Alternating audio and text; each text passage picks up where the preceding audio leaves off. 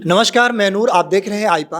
आईपा यानी all India progressive politics association, जहां बात होती है वैसे मुद्दे जो जन सरकार के मुद्दे हैं, यानी शिक्षा, स्वास्थ्य, रोजगार। इन मुद्दों पे बात कैसे की जाए। राजनीति तो होती है, लेकिन राजनीति धर्म विशेष पे होती है, जात पात पे होती है, राजनीति मंदिर मस्जिद पे होती है, लेकिन राजनीति यानी ज़रूरी मुद्दे पे नहीं होती है, रोजगार पे राजनीति नहीं होती है। तो आज हमारे साथ मौजूद है प्रयागराज के अध्यक्ष छात्र संघ के सौरभ रामा जी। तो सबसे पहले आपका बहुत बहुत स्वागत है। जी धन्यवाद। जी, आप एक युवा हैं और युवाओं की सोच और जोश से पूरा समाज और देश तरक्की करता है। तो आप बताइए कि राजनीति को लेकर अभी अभी तत्काल में आपकी सोच क्या है? देखिए, हमारी सबसे प्राथमिकता या सबसे पहली सोच यह है कि राजनीति में अब शिक्षित लोगों की ज़रूरत है। जब शिक्षित लोग आएंगे तो समाज के बारे में अच्छा सोचेंगे, अच्छी शिक्षा लोगों को दी जाए। सबसे बड़ी जिम्मेदारी हम लोग किया है कि शिक्षित लोग राजनीति में आए, और राजनीति में जब शिक्षित लोग आएंगे तभी इस देश और प्रदेश की स्थिति बदलेगी और तभी हर एक लोगों का विकास होगा। जी सौरभ जी, अभी आपने शिक्षा की बात की, तो शिक्षा की बात हम करें कि अगर प्रयागराज में शिक्षा की बात करें तो यहाँ पर कितने कॉलेज या स्कूलों या प्राइमरी स्कूल में पढ़ाई हो रही है और वो अच्छे से हो रही है? पढ़ाई की स्थिति क्या है यहाँ? देखिए, हमारे हिसाब से नहीं लगता कि जब से जो है कोविड के बाद से किसी भी स्कूल में अच्छी शिक्षा दी जा रही हो। सिर्फ ऑनलाइन शिक्षा के नाम पर लोगों से धन उगाही हो रही है। ये प्राइवेट स्कूलों की ये सबसे बड़ी जो है बात है। पूरे इलाहाबाद में ही नहीं, पूरे उत्तर प्रदेश की यह स्थिति है, पूरे देश की स्थिति है। खास करके इलाहाबाद में सिर्फ ऑनलाइन पढ़ाई के नाम पे धन उगाही। प्रति माह जो है आप फीस जमा करिए तभी आपको ऑनलाइन पढ़ाई दी जाएगी। ऑनलाइन पढ़ाई में बच्चा क्या पढ़ेगा? आप 1, 2 या 3 क्लास का बच्चा है। प्राइवेट स्कूलों की फीस यहाँ 5 से 10 हज़ार, 15 हज़ार रुपये पर मंथ है। तो ऑनलाइन पढ़ाई के नाम पर धन उगाही चल रही है। और यूनिवर्सिटीज़ आज तक बंद हुई, उसके बाद फिर आके बंद हो गई को ठंडी शीतलहर के कारण। उसके बाद अभी तक यूनिवर्सिटीज़ कोई भी या किसी भी यूनिवर्सिटी की शाखा में अभी कोई पढ़ाई नहीं हो रही है। अच्छा सौरभ जी, आप एक नौजवान हैं और पढ़े लिखे भी हैं, तो आपने बहुत सारी भारत में पार्टियां हैं, तो सिर्फ आपने सपा पार्टी क्यों चॉइस की? इसके पीछे रीज़न क्या है? देखिए, शुरुआत में जब मन में आया कि समाज के लिए कुछ करना चाहिए, तो वह दौर था जब एक बार चुनाव का माहौल फिर से बनने जा रहा था उत्तर प्रदेश में। तो मैं पढ़ाई कर रहा था, तो हमारे साथ के जो कुछ सीनियर्स थे वो बहुत खुश हुए, क्योंकि उस वक्त मैं राजनीति नहीं करता था, लेकिन उस वक्त प्रदेश के मुख्यमंत्री थे आदरणीय अखिलेश यादव जी। तो उन्होंने लैपटॉप दिया था युवाओं को। तो हम गाँव में रहते थे, तो वहाँ के लोगों ने बताया कि बहुत खुश हुए कि आज हमें लैपटॉप मिला। तो मैं जानकारी लिया कि लैपटॉप किस लिए मिला। तो उन्होंने कहा हमें लैपटॉप निःशुल्क मिला है। तो हमने पूछा तो पता चला कि जो लड़के अच्छे हैं पढ़ने में, उनको प्रदेश सरकार के मुखिया उस वक्त आदरणीय अखिलेश यादव जी थे जो लैपटॉप दिए थे। तो पूरे प्रदेश में 18 लाख लैपटॉप दिए थे। और उनकी कई कार्यशैली जो मुझे बहुत प्रभावित की कि मैं समाजवादी पार्टी में ही जाऊं और मैं आदरणीय अखिलेश यादव जी को नेता मानकर राजनीति करूं। वहाँ बहनें रहती थी जिनको साइकिलें मिलती थी, कन्याधन मिलता था, बेरोजगारी भत्ता मिलता था युवाओं को। उस समय कहीं ना कहीं एक आकर्षण बढ़ता जा रहा था राष्ट्रीय अध्यक्ष अखिलेश यादव जी की नीतियाँ, जिस प्रकार से वो उत्तर प्रदेश के हर एक वर्ग के लोगों को देख कर करते थे। जी सौरभ जी, आपको रोकना चाहेंगे। अभी आपने बेरोजगारी भत्ता की बात की, तो अभी नौजवानों को अगर बेरोजगारी भत्ता दिया जाए, सब कुछ सही है, हाथ वगैरह पढ़े लिखे हैं, तो फिर इसमें कितना विकास हो पाएगा उस नौजवान का? देखिए, सबसे पहले बेरोजगारी भत्ता तो दिया जाए, लेकिन हमारी सबसे पहले ये चीज़ें हैं। मैं ये जानना चाहता हूँ कि सरकार की जो भी वैकेंसियाँ आ रही हैं, आज लगातार 2 साल से रोजगार के कारण ये वही इलाहाबाद है जहाँ से IAS PCS निकलते थे।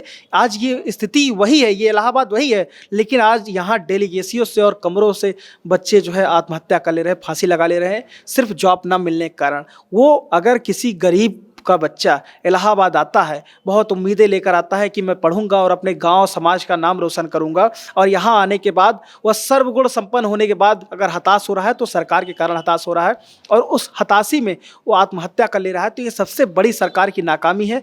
हम चाहते हैं कि सभी छात्रों को जो उस योग्य है, जो शिक्षित है, जो रोजगार योग्य है, उसको रोजगार दिया जाए। और ये इस चीज़ में ये सरकार बिल्कुल फेल है। आप देखिए, आज उत्तर प्रदेश के लाखों करोड़ों रोजगार के लिए हताश है नौजवान, आज टहल रहे हैं।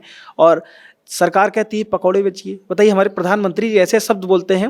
अब नौजवान अगर किसी के माँ बाप अपनी पूरी ज़िंदगी लगा देते हैं अपने बच्चे को पढ़ाने में, तो वो पकौड़ा बेचेगा। तो इस तरह की हमारे प्रधानमंत्री जी की बोली है, भाषा है, तो हमारा देश किस तरह से विकास करेगा, कहाँ जाएगा हमारा देश। जी, अभी तत्कालीन जो मुख्यमंत्री है योगी आदित्यनाथ जी का, इनका कहना है, साफ कहना है कि यहाँ कुछ सड़कों का जाल बिछाया गया है, करप्शन को कम कर दिया गया है, रोजगार दिया गया है, तो इस बात में कितनी सच्चाई है? आप ये बताइए, ऐसा कौन सा करप्शन है जो कम हुआ है और कौन सा रोजगार दिया गया है? अगर रोजगार दिया गया है तो ये लखनऊ में जो प्रदर्शन कर रहे हैं ये कहाँ बाहर से नहीं है, ये उत्तर प्रदेश के हैं। आप देखिए रोज कोई ना कोई प्रदर्शन हो रहा है। 69,000 शिक्षक भर्ती, हर एक मामले पे, बेरोजगारी पे खास करके। आज जब चुनाव आचार संहिता लगने वाली है, 5 वर्ष बीत गया कार्यकाल के मुख्यमंत्री जी को, तब वो झूठे आंकड़े दिखा रहे हैं, इटली की फोटो उत्तर प्रदेश को बताते हैं, सिर्फ झूठे वादे करते हैं। और हर एक वर्ग के लोग, चाहे वो जिस प्रकार धर्म का हो, चाहे जिस जाति का हो, हर एक वर्ग का छात्र, बेरोजगार जान चुका है कि मुख्यमंत्री जी सिर्फ झूठ बोल रहे हैं। इनका सभी दावे जो है फेल हैं। जी सौरभ जी, आप बताइए कि अगर विकास मॉडल की बात की जाए तो समाजवादी पार्टी का विकास मॉडल खास करके प्रयागराज में कितना सफल हो पाएगा? सफल हो गया है। अगर ये लंबी लंबी आप चौड़ी सड़कें देख रहे हैं तो ये वही विकास मॉडल है जब 2 कुंभ लगा था तभी का मॉडल है। अब आप देख लीजिए प्रयागराज कैसे था, चंद्रशेखर आज़ाद पार्क जहाँ कोई जाना नहीं चाहता था, आज जो है वहाँ ट्रैक लग गया है, लोग जाने तक, साइकिल ट्रैक बना है आज पूरे प्रयागराज में। तो ये समाजवादी पार्टी की देन है। भरद्वाज पार्क बना है, बालसन चौराहा बना है, संगम के पास चुंगी फ्लाईओवर, ये सारी देन जो है समाजवादी पार्टी के राष्ट्रीय अध्यक्ष अखिलेश यादव जी की है। ये समाजवादी पार्टी कार्यकाल में हुआ था। जी, जैसे कि अभी रोजगार की बात कर रहे हैं तो रोजगार में बहुत सारे यहाँ पर्यटन स्थल हैं, तो उन पर्यटन स्थल को अगर रोजगार के तौर पर किया जाए तो इस पे कैसा रहेगा आप लोग ख्याल से?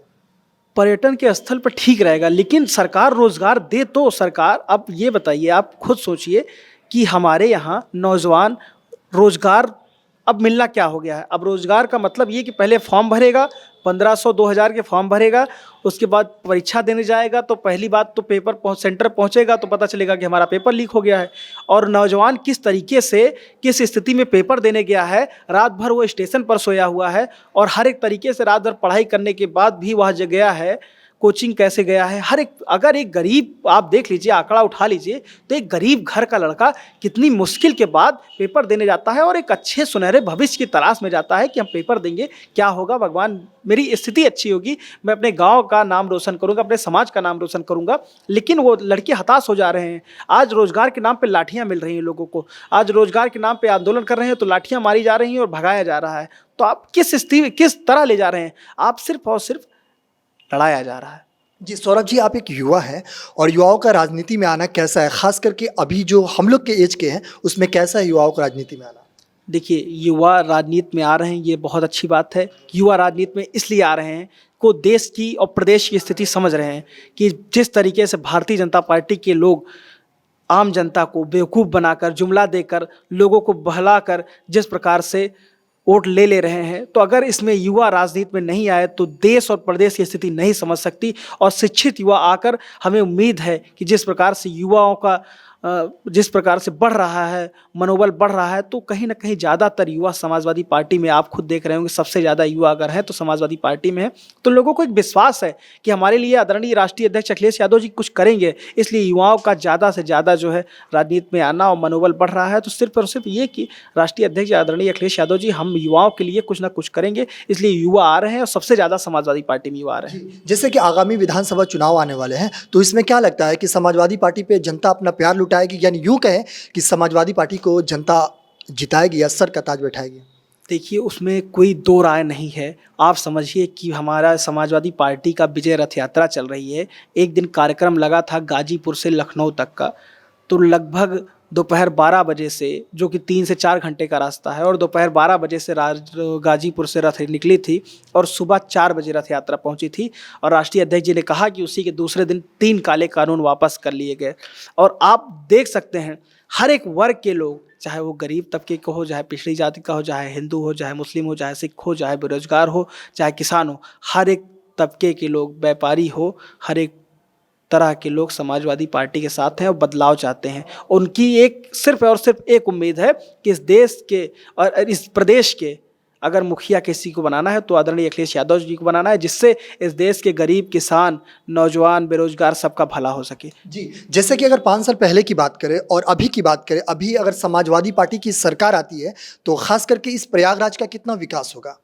देखिए, प्रयागराज का तो विकास होगा ही, साथ ही सबसे पहली भूमिका यह रहेगी कि जितने उत्तर प्रदेश में बेरोजगार हैं, सबसे पहले युवाओं को रोजगार दिया जाए, अच्छी शिक्षा दी जाए, हर एक तरीके से। और प्रयागराज का बहुत बड़ा स्ट्रक्चर तैयार है, बहुत विकास होगा अभी।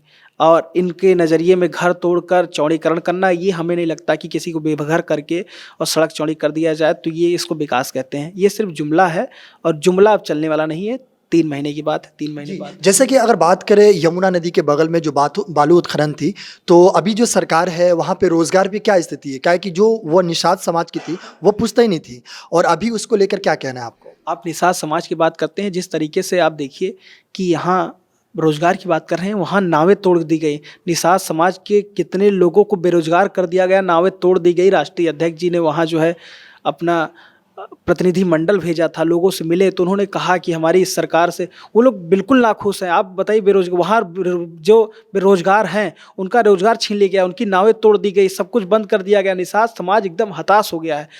पूरा निषाद समाज इस बार मिलकर समाजवादी पार्टी की सरकार बनाएगा। जी, अंत में मेरा एक सवाल है, जैसे आईपा जो अभी जिस हिसाब से हम बात कर रहे हैं आपसे, ये एक ऐसा मंच है जो जन सरकार के मुद्दे है, यानी रोजगार, शिक्षा, स्वास्थ्य पर लोगों से जाके बात करते हैं, चाहे वो नेता हो या शिक्षक हो या वकील हो। तो इस मुहिम को आप किस नज़रिए से देखते हैं?